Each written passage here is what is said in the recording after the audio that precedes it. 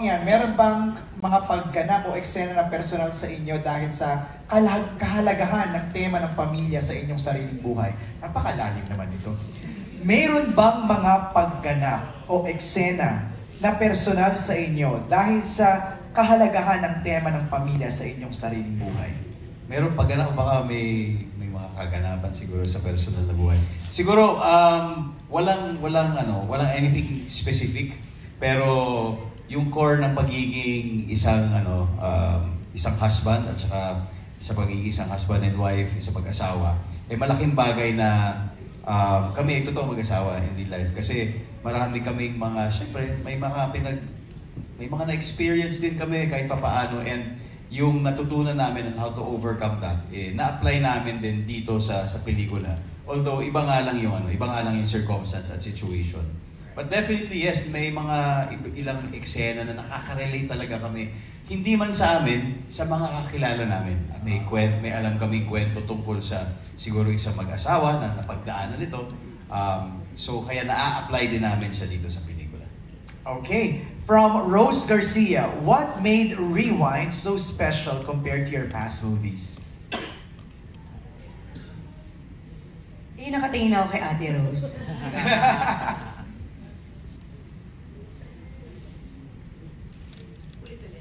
What made Rewind so special compared to your past movies? Kasi sa mga past movie na kasama ko si Dong, mag-boyfriend pa lang kami.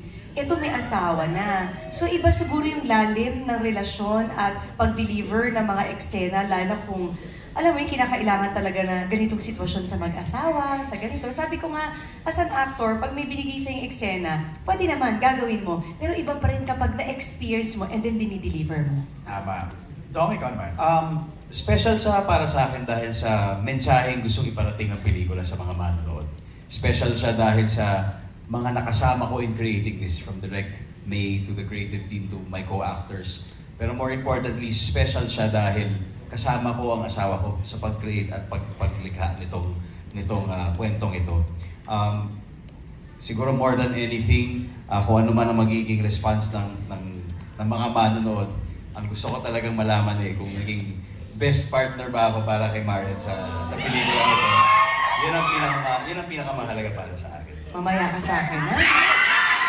Kikis lang. Ito na mga rin.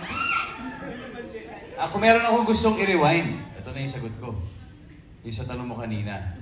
Yung answer ko about the best actor, suck. Ang gusto ko talaga lang ay maging best partner para kay Marian. So, uwi na kami, ha? Uwi na kami.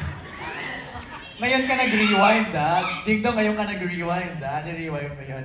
Rose, yung ibang question mo na tanong na kanina. Okay. Mula kay Edrelyn Cabrera and Philippi Fun, is she here? Wala, basahin na lang natin. For Enrico Santos, sa pagsulat at direksyon ng Rewind, ano ang mga creative choices o elements sa script at direksyon na in-ensure ninyong magbibigay ng makabuluhang comeback experience para sa kanilang fans? So ano yung mga elements that you put in?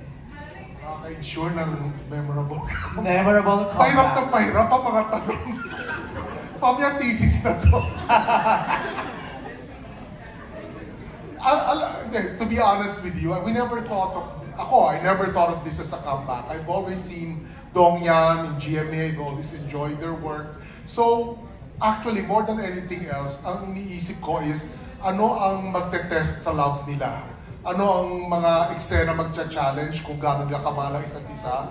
And universally, ano ang magcha-challenge sa kahit sinong mag-asawa sa desisyon nilang gagawin para sa minamahal nila? And pag universal ang tanong mo at nabigyan mo yung kinadong yan, alam mo magugustuhan din ang lahat ng fans nila. Thank you, Sir Enrico. From CJ Boado, or of CJ Says Vlog for Direct May, ano yung bago na meron sa Rewind na hindi yung pa nagawa from your past movies?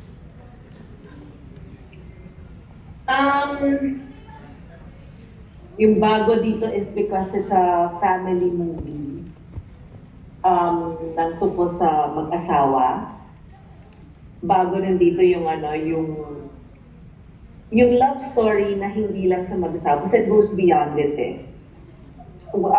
When you watch it, you'll know what I mean. Kasi parang, essentially, this is the love story of Mary and John, but this is a love story that talks about sacrifice of the greater kind. And when you watch it, you'll understand. And it's very new to me. I am so fortunate talaga to be able to do a story like this. That's parang yun ang bago at matagal ko nang hinihintay na magawa. All right, thank you, Direk May. I'm reading some of the questions here. We have a question from Flo. Flo, Galindes, you want to ask Flo your question? Ako na lang magbabasa. To Ding Dong. Dong Yan, what are the challenges that you encountered during the production of Rewind? Knowing na kargado ang mga characters niyo with mixed emotions, then magkasama kayo sa bahay. Our first challenge, of course, was kasi syempre, may tendency nga na maihambing mo sa totoong buhay. So, mabuti na lang, hindi naman wala talagang similarity doon. Pero syempre, yung pakiramdam, maaring oo. Halimbawa, kapag sobrang lungkot nung eksena, so yung challenge nun ay baka madala mo talaga yung kalungkutan na yun, di ba, sa bahay. Pero hindi naman, buti na lang. Kasi talagang very, very supportive ang lahat ng tao sa set. You know, kapag tapos na talaga. And siguro more than yung mga ganong fears and challenges, mas marami kasi yung learnings na pwede naming bitbitin pa uwi. At yun talaga yung mga bagay na nilook forward to ko, especially every shooting day. Katulad ng halimbawa, gusto ko lang din i-share na isa sa parang mga unforgettable moments ko dito sa shooting ito ay tuwing pumupunta kami sa set. Kasi while challenge sa amin, na bago pumunta sa shooting, hinahatid muna namin yung mga bata sa school. Challenge din para sa amin na pag umuwi sila, wala kami dahil nagtatrabaho kami. Pero bago kami pumunta sa set, hinahatid muna namin sila. At on the way to the shooting, nakakapag-usap kami na hindi namin madalas nagagawa. Dahil kung busy ako, busy naman siya. Kung nasa bahay kami, siyempre nasa mga kids yung namin, yung attention. Halos wala na pala kaming oras para sa isa't isa. At masaya po ako na dahil sa pelikulang ito, nabigyan kami ng chance na makapag-usap ulit ang araw-araw sa shooting namin papunta. Ang problema lang pagpabalik, tinutulugan na niya ako dahil sobrang pagod na. Pero yung mga ganong mga bagay ba, pinagpapasalamat ko talaga. Malaking bagay I really value those moments. Marian, wanna add? Same, okay. You mentioned the kids, no? Ding Dong. Ang question is from G. Trilliana of Malaya. G, are you here? Wala na, ako na lang magtatanong ng question ni G. Do Zia and Ziggy know your job as actors and do they show signs of being inclined? Actually, isa yan sa mga pinag-uusapan namin ni Dong eh. Kasi nung una parang hinahayaan lang namin na parang okay lang kung makita nila or hindi, bahala na.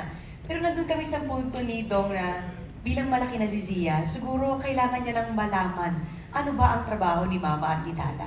So nagkasundo kami ni Dong na kailangan na-expose namin siya sa trabaho. Like si Dong, dinadala niya sa Family Feud, tapos dinala namin sa Bonggang Villa. So ito yung trabaho ni Mama, ito yung trabaho ni Tata. So nagkaroon siya ng awareness, ito pala. So siguro maganda rin na alam niya kung ano yung trabaho namin. Dahil pinagmamalaki namin kung anong trabaho meron kami. Susunod sa inyo, you think? Aral mo na siya. Aral mo na siya. Aral mo na siya. Later on, magiging choice naman nila yun eh. Right. Ang mahalaga ngayon alam talaga nila kung ano yung ginagawa namin. Dahil proud kami sa kung anong trabaho meron kami. Right. We have a last few questions here. Ito, interesting tong question ni Jay from Certified Kapamilya. What is that one scene from your showbiz career na gusto mong i-rewind dahil gustong-gusto mo ito?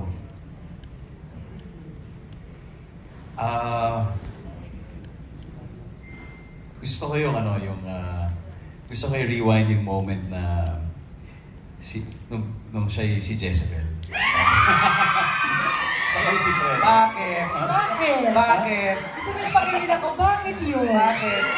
Wala lang, kasi okay kang ka-swimming eh. Basta yun na yun. Marian, gusto mo isabay tayong bakit? Bakit? Kaya, bakit? Ako na ba? Ako naman. Ang taratitan ng mga ito, ha?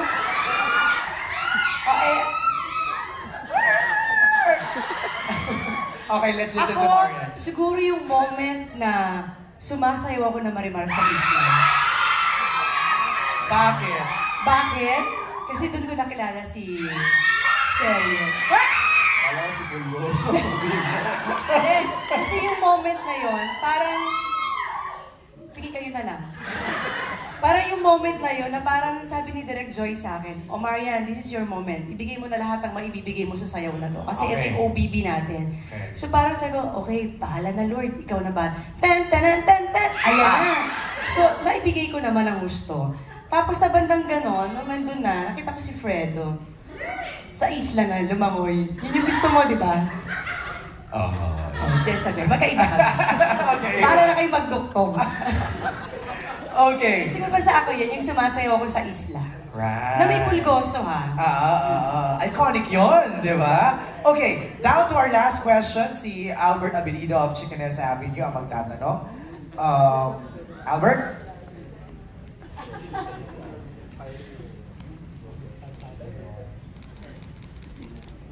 Hey, mabuhay! Congratulations! Ayan, so my question is, kasi your love team is one of those na parang if I'm a follower of a love team, parang kayo yung gusto namin talaga na sana maging ganun din sa ibang love teams. Ganyan. And my question is, from real to real. Basta yung E tsaka EA. And, what do you consider? Kasi parang pili ko pareho lang yung masasabi ka. What do you consider yung parang secret for it to last that long, to make it very real talaga? And how crucial is loyalty for your love team to work also as a family? Ilang years na ba kayo? Married 9. Wow. Married 9. Together. Huwag ka na magsalita sa together. Tama. Ilan nga ba? Compute pa eh. Kaya hindi ko din makompute eh. Ilan? Ayan, alam nila. Ilang years together? 11? 11? Okay. Buti pa kayo alam niyo. So, what is the secret to that longevity pagdating sa pagsasama? Okay, pagsasama professionally or pagsasama In real life. Okay. Personally. Sige. Okay. Well, sa aming professional relationship, malaking bagay na nag-umpisa kami ng medyo in our late 20s. Siya mid-20s, ako medyo late 20s. Kasi ibig sabihin, kahit papaano na nakapag-mature na kami sa aming mga choices in terms of roles, in terms of everything, pananaw sa buhay. And nung nagsama kami, kumbaga medyo hinog na yung aming mga gusto sa buhay.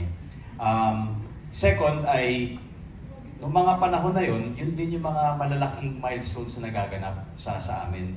Maraming first time na nangyari sa buhay ko. Sa kanya rin, maraming first time na nangyari sa kanya. At na-experience namin yung together. So para sa akin, na-value ko yung mga pagkakataon na yun kung saan kasama ko siya, experiencing and witnessing these milestones na never ko inakalang mangyayari sa buhay ko. And I truly treasure all these memories. Kaya siguro nung nalipat na yung aming relationship sa isang totoong relationship na panghabang buhay, nadala rin namin itong mga learnings na ito. Yung learnings sa tungkol sa pagrerespeto sa bawat isa, yung learnings sa pagbibigay ng tunay ng pagmamahal. Dahil na-apply din naman namin ito sa aming trabaho eh. And isang pinakamagandang nagagamit namin mula noon hanggang ngayon ay yung dynamics namin as partners.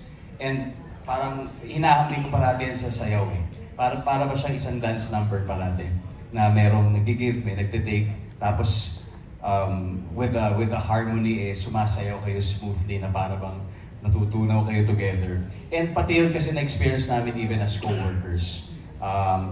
Nangyari sa amin yun at I think organically na-apply namin yun sa aming personal relationship. Hanggang ngayon bilang mag-asawa, ganun pa rin talaga kami. Thank you so much, Marian. Parang nasabi niya na lahat. Pang Miss Universe. Nasabi na ni Dong lahat eh. Siguro idadagdag ko lang na malaking factor din na kahit mataas man o mababa, tagumpay man o hindi tagumpay, nandiyan kayo para sa isa't isa. Kung anong pagkukulang ng isa, pupunan mo. Hindi kasi parehas kailangan isa lang ang nasa pedestal. Kailangan dalawa kayong nagtutulungan para makamit yung pangarap nyo. At makakamit yung pangarap na yun kung nandiyan nga yung love, respect, give and take. At ang mahalaga niyan, parehas kayo ng faith na isa lang yung alam yung patutunguhan nyo at alam naming dalawa na hindi kami magiging ganito katatag kung wala yung nasa taas. So palagi kami doon. No matter what happen, ano man mangyari sa buhay namin, ibigay man lahat ng biyaya sa amin, lahat yan ibabalik namin sa taas kasi lahat binigay niya sa amin. Thank you. Okay ka na, Albert? Alright, thank you very much. That's it. Those are the questions. Maraming salamat sa mga nagbahagi ng kanilang mga questions for our cast. Siguro pang let's just wrap it up, no? Marian, anong masasabi mo sa videong ito? Tara, pag-usapan natin yan sa comment section. And also subscribe and click the notification bell para maging updated sa mga showbiz happenings.